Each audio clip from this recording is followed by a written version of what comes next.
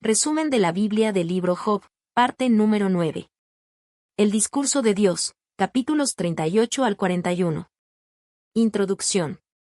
Después de los largos y exhaustivos diálogos entre Job, sus amigos y Eliú, donde se intentó sin éxito explicar el sufrimiento de Job desde diferentes perspectivas humanas, finalmente irrumpe la voz de Dios.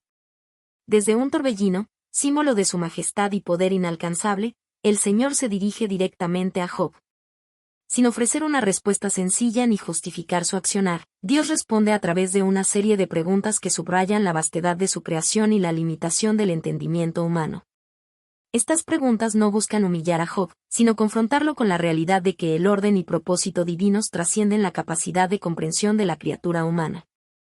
A lo largo de estos capítulos, Dios revela su soberanía absoluta sobre el universo, detallando maravillas naturales y describiendo con majestuosidad a criaturas imponentes como Behemoth y Leviatán. Estas figuras representan fuerzas de la creación que están fuera del control humano, sirviendo como símbolos de la grandeza y el misterio de Dios. El discurso divino no solo cambia el tono del libro, sino que marca un punto culminante emocional y teológico. Job, quien antes buscaba explicaciones, es llevado ahora a un entendimiento más profundo y humilde de su posición ante el Creador. La intervención de Dios enseña que el verdadero consuelo no proviene del conocimiento racional de los acontecimientos, sino de la confianza reverente en el carácter perfecto de Dios. Así, estos capítulos no solo corrigen la visión limitada de Job, sino que también invitan al lector a contemplar la magnificencia divina y a rendirse ante su sabiduría suprema. Capítulo 38. Dios interroga a Job sobre la creación. El discurso de Dios comienza de manera majestuosa e impresionante. Desde el torbellino, el Señor dirige sus palabras a Job, no para ofrecer respuestas directas, sino para formular una serie de preguntas retóricas que revelan la vasta distancia entre el conocimiento divino y la limitada comprensión humana. Dios interroga a Job acerca de los fundamentos de la creación. ¿Dónde estaba él cuando fueron puestos los cimientos de la tierra? ¿Quién trazó sus medidas o colocó la piedra angular? Dios continúa describiendo el mar como un ser poderoso que él mismo limitó con puertas y barrotes, impidiendo que sus olas sobrepasaran los límites establecidos. Luego, se refiere al amanecer, preguntando si Job ha dado órdenes alguna vez para que la mañana aparezca, o si ha guiado los lugares por donde se esparce la luz. El Señor también cuestiona a Job sobre los misterios del clima, la formación de la nieve, el origen de la lluvia, el curso de los relámpagos, y el manejo de los almacenes del granizo. Cada pregunta recalca que estos fenómenos naturales no son gobernados por el ser humano, sino por la mano soberana de Dios. Finalmente, Dios eleva la mirada de Job hacia el cielo, preguntándole si puede atar las constelaciones como las Pléyades o desatar las ligaduras de Orión, o si puede guiar la secuencia de las estrellas en su tiempo señalado. Así, el discurso muestra no solo el esplendor y la complejidad del universo, sino también la total dependencia de la creación respecto a su creador. Este capítulo deja claro que Job, como todo ser humano, es incapaz de comprender plenamente el orden cósmico, mucho menos de cuestionar la justicia o el propósito de Dios. A través de esta serie de interrogantes, Dios invita a Job a reconocer la grandeza divina y a adoptar una postura de humilde reverencia ante el misterio de la existencia. Capítulo 39. Dios continúa interrogando a Job sobre los animales. Siguiendo con su discurso, Dios lleva a Job a contemplar la vida animal, enfocándose en criaturas salvajes y su comportamiento, para seguir revelando su sabiduría y poder en la creación. A través de preguntas provocativas, Dios muestra que incluso los aspectos más cotidianos y naturales de la vida animal están fuera del control y la comprensión humanos. El Señor pregunta a Job si sabe cuándo dan a luz las cabras monteses o si ha presenciado el parto de las ciervas. Subraya que es Dios quien vela por el tiempo y la seguridad de las crías en el mundo salvaje, sin intervención humana.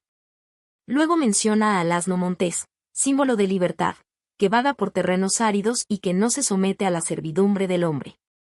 Asimismo, habla del toro salvaje, cuya fuerza y naturaleza indomable no pueden ser domadas para el trabajo humano. Dios también destaca a las aves, como el avestruz, que pone sus huevos en la tierra y parece despreocupada por ellos, reflejando la sabiduría peculiar que Dios da a cada criatura. Aunque carece de la inteligencia de otras aves, el avestruz puede correr más rápido que un caballo en carrera, un detalle que subraya la diversidad de dones en la creación. Finalmente, Dios presenta al caballo de guerra, un animal poderoso que no teme la batalla y se lanza al combate con valentía y fuerza arrolladora. Describe su crin ondeante, su bravura y su desdén por el peligro, mostrando cómo incluso los animales pueden ser imbuidos por Dios con cualidades admirables que trascienden la comprensión humana. El capítulo cierra elevando la mirada de Job hacia el halcón y el águila, aves que se elevan a grandes alturas y hacen sus nidos en lo alto, observando todo desde las alturas.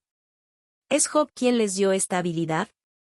Por supuesto que no, es obra de la sabiduría divina. En este recorrido por la vida animal, Dios demuestra que la creación opera bajo su mandato soberano, en perfecta sabiduría, y que el hombre, limitado en su entendimiento, debe confiar en la providencia divina, aun cuando no entienda los detalles de su propio sufrimiento. Capítulo 40. Job se humilla y Dios desafía con la figura del Behemoth. Tras la impresionante serie de interrogantes, Dios hace una pausa y confronta directamente a Job. Le pregunta si realmente desea contender con el Todopoderoso, si acaso puede corregir a Dios o acusarlo de injusticia. Ante esta confrontación, Job responde con humildad, reconoce su pequeñez, se tapa la boca y decide no seguir argumentando. Se da cuenta de que hablar contra Dios es insensato, y que su conocimiento es demasiado limitado para cuestionar la obra divina. Sin embargo, Dios continúa su discurso, animando a Job a reflexionar aún más profundamente sobre su poder. Desafía a Job a vestirse de majestad y esplendor, a ejercer justicia absoluta sobre los orgullosos y los malvados, si realmente quiere compararse con el Creador. A través de esta provocación, Dios señala que gobernar el mundo, juzgar con equidad y someter el mal es una tarea divina que está muy por encima de cualquier ser humano. Para reforzar su enseñanza, Dios presenta al Behemoth, una criatura gigantesca y misteriosa.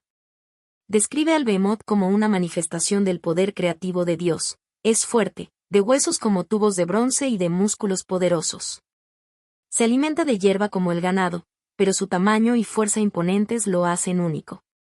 El Behemoth vive en los ríos y bajo las sombras de los árboles de loto.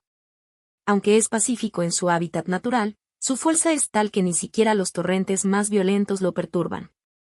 Ningún hombre puede capturarlo o domarlo, solo Dios puede acercarse y controlarlo.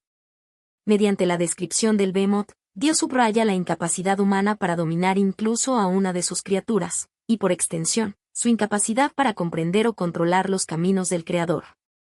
Es un llamado a la humildad, a reconocer la grandeza divina frente a la fragilidad humana. Capítulo 41. Dios desafía a Job con la descripción de Leviatán. En este capítulo, Dios continúa su discurso, esta vez describiendo una criatura aún más majestuosa y temible que el Behemoth, el Leviatán. Esta bestia mítica, un símbolo de poder y caos, representa una amenaza tan grande que ningún ser humano podría esperar dominarla.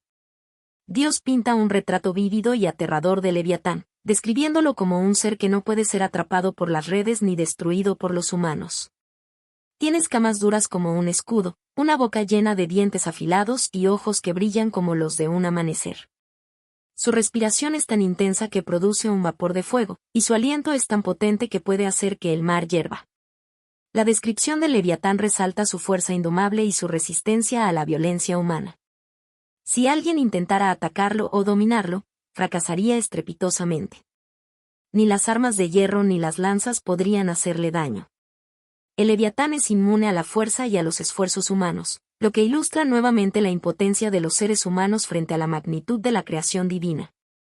A través de la figura del Leviatán, Dios subraya un punto clave: al igual que con el Behemoth, los seres humanos no tienen la capacidad ni la autoridad para desafiar o comprender a Dios. Esta criatura representa el misterio y el poder de la creación de una manera que no está al alcance de la mente humana. Al final del capítulo, Dios pone en perspectiva la relación entre los humanos y su soberanía.